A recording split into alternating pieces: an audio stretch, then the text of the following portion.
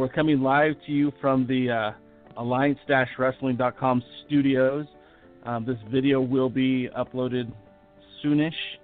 And, we're talking NWA, kind of like the old days. And there's a lot more to talk about these days than there were in the past couple of years. The first and foremost, is we have a World's Heavyweight Champion who last year legitimately defended that title all across the world. I mean, we've talked about it before on this show. He's defended in China, Australia, the United Kingdom. He's now officially held the title and had more successful defenses in the UK than any other NWA champion before him. And, of course, in the United States. Guys, I'm talking about the national treasure, Nick Aldis. Jaden, what are your thoughts on our World Heavyweight Champion and what he's been able to accomplish thus far in his 2 runs as World Champion? It's funny because while the national treasure is the NWA champion, he always kind of reminds me more of a throwback to an old AWA champion known as Nick Bockwinkel. He just seems like a class act. He comes in nicely dressed with those very nicely tailored suits and coming in looking like a champion, and he doesn't scream and he doesn't yell. He uses big words and he speaks just eloquently and calmly and just is a true renaissance of what a champion is. Again, every time I thought of Nick Bockwinkel, he may have been older and the AWA may have been past his prime by the time I started watching it. To me, though, he just exemplified what a champion is, and Nick Aldis is the same. I love the fact that he's defending it all over. I like who he's defending it against. I thought it was very interesting, the local news, because apparently now he's living in the Carolinas right now, and the local news station just talked about him and everything like that. It was awesome. He's getting coverage everywhere. Like I was speaking about just a moment ago, I mean, we have seen him travel the world. He's got a couple of defenses coming up. You know, I talked about that he had wrestled in the UK, and he'd wrestled in China, and he'd wrestled in Australia and the United States. But even just a couple weeks ago, he was in Canada, the first wrestler to enter the Canadian market since Christian Cage. Excuse me, let me rephrase that. Not Canadian market, but the Toronto, Ontario market. So he was the first world champion to be in Canada, in Toronto, since Christian Cage. So, again, that's another slap on the back at a boy, because, I mean, that was about 14 years ago when that match happened. So the world champion has been getting around. D-Cam, what are your thoughts on the national treasure, Nick Aldis? Well, I've been a fan of Nick Aldis since actually way back in his Magnum days, whatever. And like Jaden said, he's somebody that really presents himself well as a champion. You know, when we see custom suits, a lot of times we'll think about Ric Flair or Nick Bockwinkel, but a lot of people don't realize that's something that actually went all the way back to Lou Thesz. Right. Thesz was a dominant champion, and when Thesz was out in public, he was always dressed in suits, ties, the works. He was a world champion. And all this is kind of continuing that line. And just a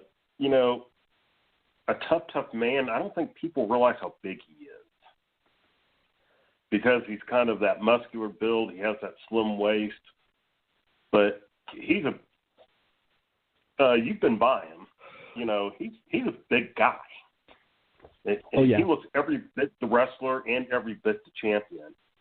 And going around the world defending the title, you can't argue with what he's done. Absolutely. And, like you said, you can't argue what he's done, because the only man to beat him since he first won the title was Cody. And I think many people listening to the show would agree, Cody was probably one of the hottest free agents in professional wrestling when he did beat Nick Aldis to win the title. And Aldis got the title back in a 2 out of 3 falls match in Nashville at the Fairgrounds. I was there live. I got to see the match live. Aldis won back-to-back falls on October 21st, 2018, to regain that championship. So, it's kind of a big deal. This isn't an era where we've had a champion that the title bounces around a lot. We have a champion who's been pretty dominant. And again, to your point, he's been around for a while. He didn't just come out of nowhere. He had an extensive career with Impact Wrestling. He was their world champion on 2 different occasions. I mean, he's technically a 4-time Worlds Heavyweight Champion.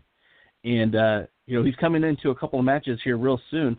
We know that he's going to be facing, the big match that everyone's talking about right now is he's going to be facing the villain, Marty Scurll, and that's going to be at the Crockett Cup 2019. We all know what happened in the video, 10 Pounds of Gold. Nick Aldis extended an olive branch to his longtime friend to be a tag team partner in that Crockett Cup. But things got swirly very quickly, and, the villain took it upon himself to ask for a championship match, and he got it. So we're going to see the villain versus the National Treasure at the Crockett Cup. But there's also a couple other matches that are coming up for the champion as well. Now, it hasn't really been talked about it a whole lot, but on March 2nd at All-Star Wrestling, Nick Aldis takes on the Neon Ninja Facade. I believe that's his name, or is it Facade? That's it, yeah. Jaden? Facade. No, it's definitely Facade. He's an excellent wrestler. I've seen him many a time in person. I know for a fact the companies I've worked for have tried to get him. It just never seemed to work out timing-wise. He's a very, very talented wrestler.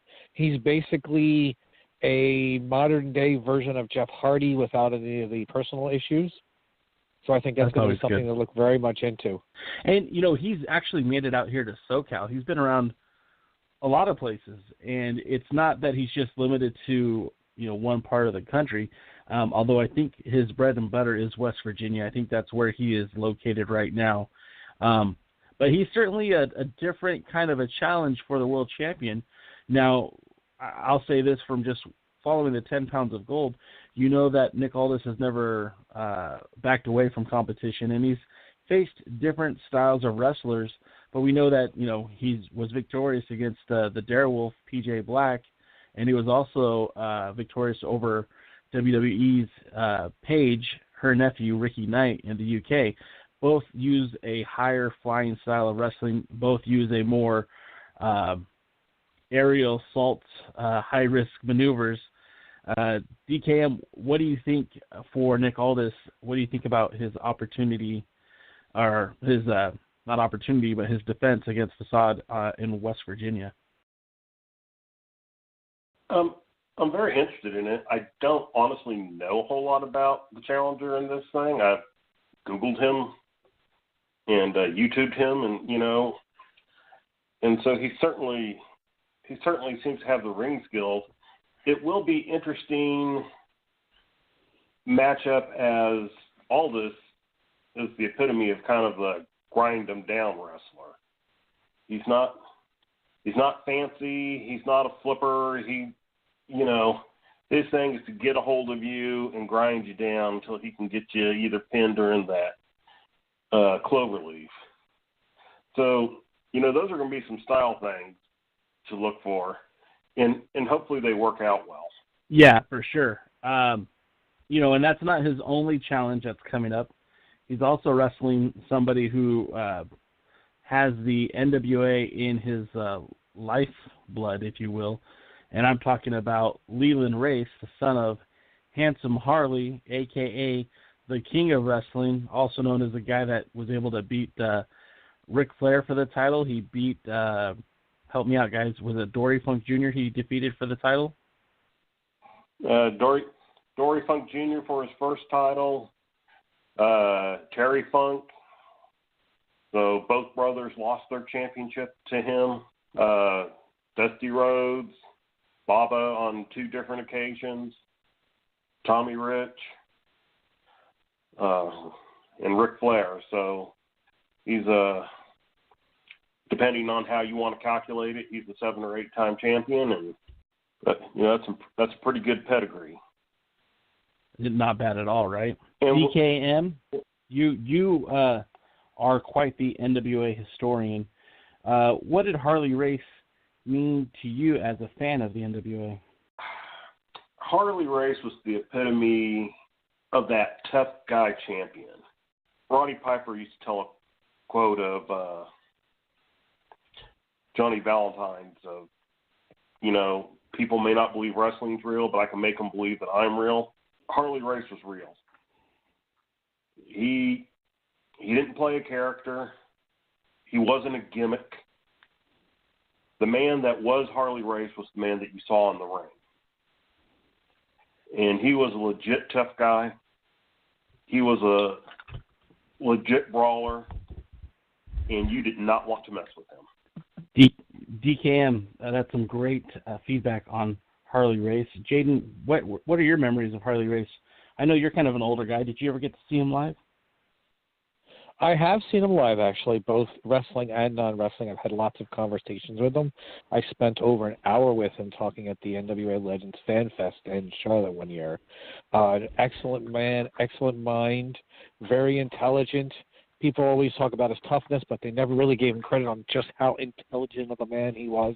He was kind of like a surgeon, one of those wrestlers that when he would beat on you, he wouldn't just randomly just choose a spot or choose a body part and work on it. He would choose like the most minute area of destruction and just laser focus right on it. He would just rip you to shreds, but not like a gorilla would rip somebody to shreds, but more like a serial killer would slowly just dissect somebody. That's what Harley Race was inside the ring. A lot of my best watching of Harley Race, unfortunately, was thanks to the YouTube era. So I didn't get to truly appreciate him as well when I was a younger fan. But again, I truly enjoy watching him now. I enjoy him dissect his opponent. And he's almost sadistic in his methodical, pain-delivering attitude that he had. And you could tell he just felt like somebody you didn't want to mess with in a bar. That's probably the best way to describe it, right? Well, now his son, his blood, gets another opportunity at the NWA Worlds Heavyweight Championship. Now, we were talking about this off the air. This isn't Leyland's first opportunity to wrestle for the NWA Gold, correct? That's correct. He had a match with Colt Cabana, and DKM, how did that match work out for him? It was actually at the time that he held the WLW title, world title there, and it was a title versus title match, and it actually went to a double count out between him and Colt Cabana. And a lot of people are going to hear the name Leyland Race, and they're going to go, "Oh, Leyland Race, I don't recognize that. I don't know him. Has he been around long or whatever?" He's actually been around quite a while. He started his career wrestling underneath the name Jason Jones, I believe. Okay. And he's one of those people that worked his way up. You can find some old footage of him working as enhancement in WWE. He's certainly not somebody that rested on the accolades of his father. I mean, he's earned his place in the wrestling business, out on the indie scenes, and certainly now challenging for the world title. So if you're going, I'm not familiar with that name, or I didn't know he wrestled, or whatever. He's been around a long time. He's wrestled in Japan. In fact, he was actually Colt Cabana's partner in a tag team tournament in Japan for Noah, Pro Wrestling Noah. So he's certainly a deserving guy. A lot of people don't remember this or know this, but the WLW, Harley Race's school and promotion, it does have a little history with the NWA Championship. Not only again was it defended, but another former champion came from there, some guy named Tim Storm. And, Tim Storm knows a lot about all this and knows a lot about wrestling and knows a lot about the NWA champion. I think maybe, just maybe, if Mr. Race do so, I think he might want to be picking the ears of Tim Storm to see what he has to offer.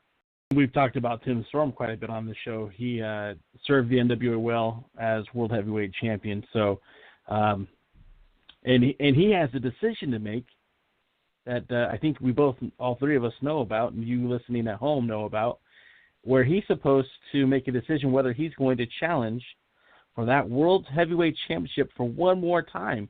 Basically, it's all or nothing. If he gets this opportunity to wrestle Nick Aldis one more time for that NWA Worlds Heavyweight Champion. If he wins, hey, great, you're the champ. But if you lose, he can never challenge for that title again. So, there could be a perfectly legitimate storyline reason for Tim Storm to be efforting to help one Leyland Race, just because if he ever wants to challenge for that title again, he's either going to have to sacrifice any more future opportunities or, get in line after the guy who beats Mr. Nick Aldis.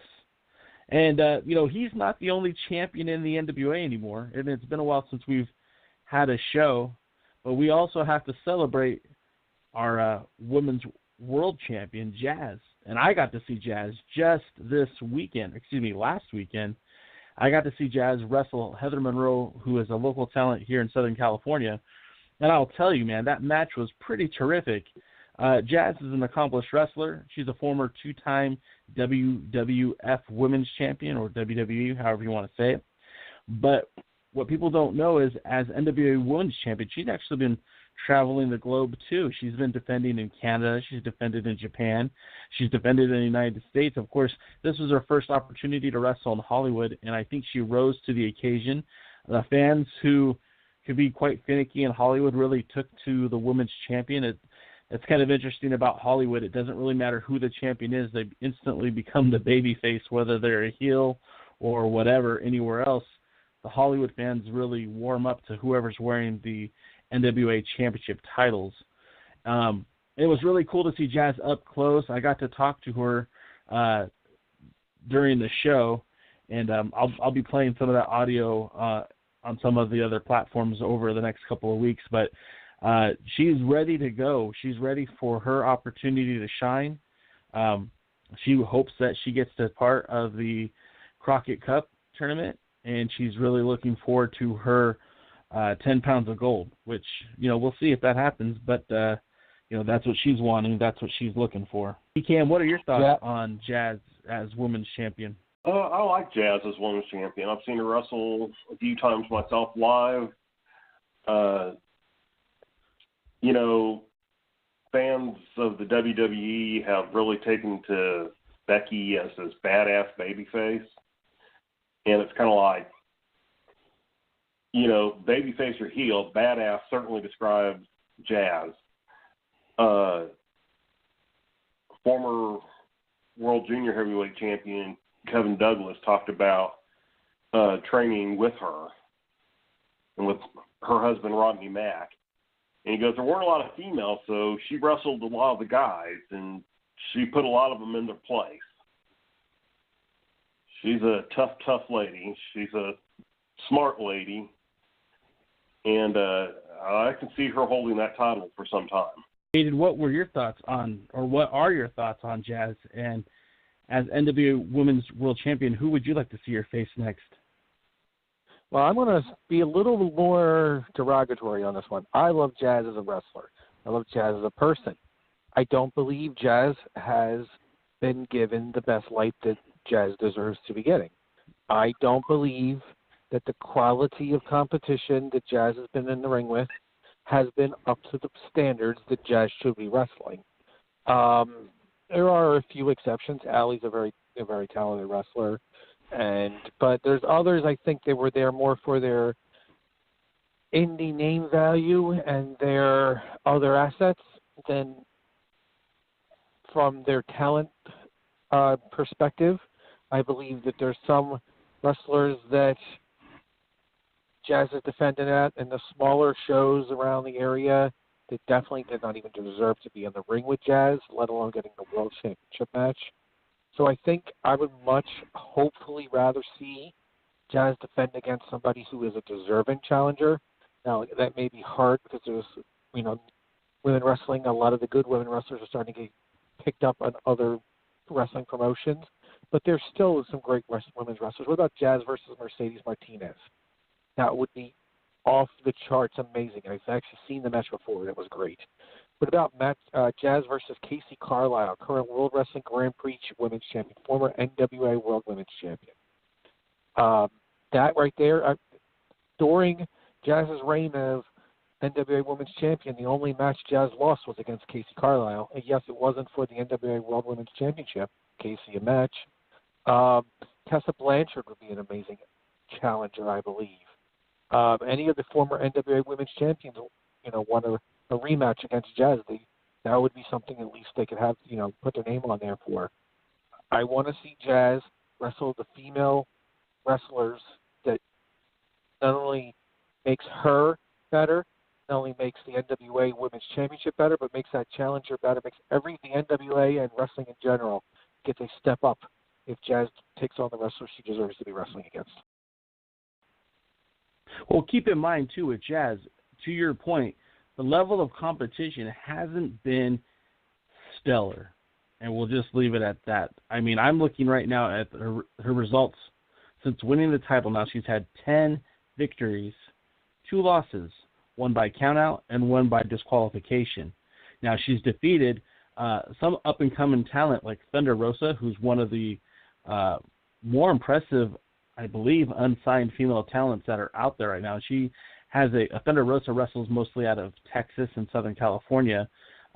She defeated Maria Maniac in your neck of the woods. Now, Maria Maniac is not, she's not one of the top names in women's wrestling, but she certainly has some brutality and some physicality to her. One of the most impressive wins that Jazz has is against Jordan Grace, who is kind of like the talk of the town right now. Had a great showing at the All-In, Battle Royal. But she's also kind of been making her name in the Impact Zone and has become an important part of that program. So, I mean, she does have some good victories, but for every Thunder Rosa, Jordan Grace, I mean, we've got Jocelyn Navarro, who, I don't want to speak ill of her, but she's a youngster. She's green. What did she do to deserve a shot? Nova Phoenix, who she wrestled like 2 years ago in Louisiana, again, greenhorn, hasn't really accomplished much in the business. Why did she get a shot?